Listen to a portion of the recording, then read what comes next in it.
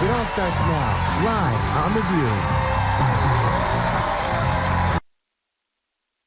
New movie, 12 Years a Slave, Chiwetel Ejiofor and Lupita Nyong'o.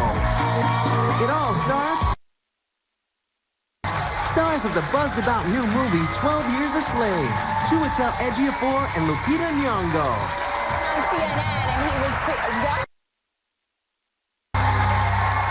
It's no surprise why 12 Years as a Slave is getting so much Oscar buzz. It was a life-changing experience just for me to see the true story of a free black man kidnapped into slavery and a woman he meets in captivity who's also struggling to survive. Take a look. I survive! I will not fall into despair. I will offer up my talents to Master Ford. I will keep myself hardy till freedom is opportune. 500 pounds of cotton, day in, day out, more than any man here. And for that I will be clean. That's all I ask. This here, what I went to Charles for. Please welcome Chiwetel Ejiofor and Lupita Nyong'o.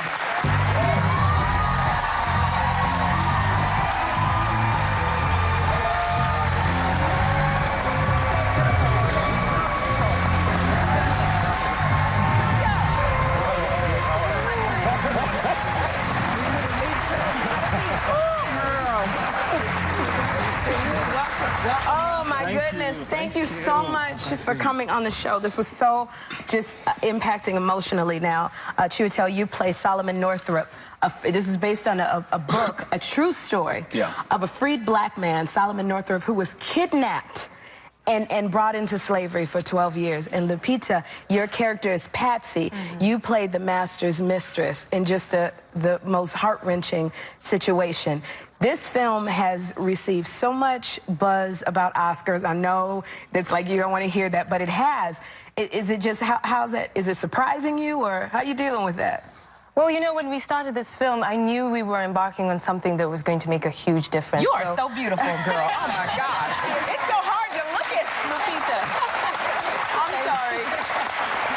So it's no surprise to me that the film is getting this kind of attention, which I think it really deserves. But for me, I'm really excited about people coming to see the film, you know, because we made it with so much passion and love, and that's what, it's for the people, really. Yes. Now, Chiwetel, we've seen you over the years in supporting films like Amistad and Love Actually, which I loved, and Salt, but... Dirty Pretty Things. When you were offered the lead in this film, you hesitated. Why? Well, it's true that Steve McQueen called me and spoke to me about it, and he sent me the script, and I had that moment of pause. You know, it's such an extraordinary story. I just felt the responsibility of it a lot, and I felt that I had never seen a story like this. I'd never seen a film sort of inside this experience in this way. So it wasn't something I could just jump into straight away. You know, I had to take that kind of moment of saying, I don't know, Steve, am I the guy? You know, that's the thing. You wait all your life, you know, for a script like this to come through the door. You know, you're forever hassling your agent. Do you look at it and go, yeah, I'm the guy? Well, no, that's not exactly.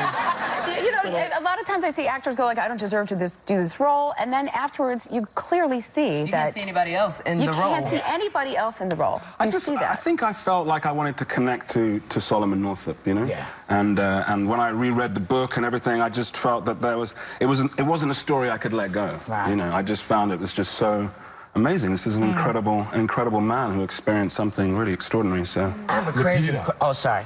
This is your first film role, correct? Yes. I mean, you just graduated from the Yale Drama School. Go, sister girl. Thank you. Apparently, you thought you'd never get this part. Why not? Well, precisely because I was just graduating from school, and at Yale, they really do kind of prepare you for the possibility of having a long trajectory to success. And then, so when I auditioned for this... They prepare you for unemployment, that's what you're trying to say. Trajectory to success. You were so diplomatic. Sure. Well, yeah. They prepare you to wait tables, you know? So, I mean, when I auditioned for it, you know, I was just trying to do my best work in the moment, and just trying to flex those muscles that I learned at school. And I didn't expect to get as far as I did. I know Whoopi's got a question, because I'm I'm curious, because neither of you is American-born.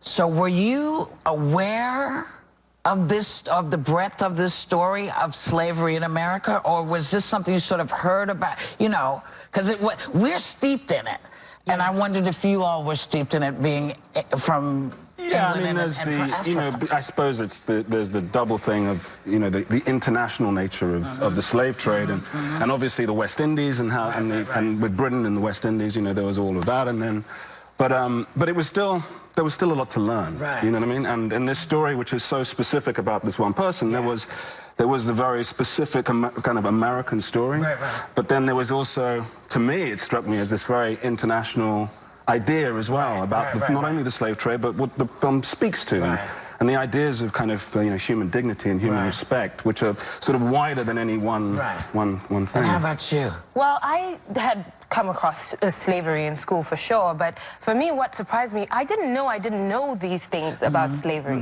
when I read the script and when I read the book. And so it's so lovely. This is what I love about being an actor, is that you get to take history personally. And so for me, this is the best way to learn about this past and to make it relevant and tangible when you can go into slavery with Solomon. And may I tell you both, you did an extraordinary job. It's spectacular. You gotta see this. Fantastic. Unfortunately, we have to go. You absolutely made it relevant and tangible. So relevant and tangible. After the movie, they took me to a bathroom. I cried for half an hour because you took me so deep into that history. But wasn't it worth it? Oh my gosh, Lupita. We want to thank Chiwetel Ejiofor and Lupita Nyong'o. 12 Years as a Slave will be in theaters October 18th. You must see this movie. We will be right back.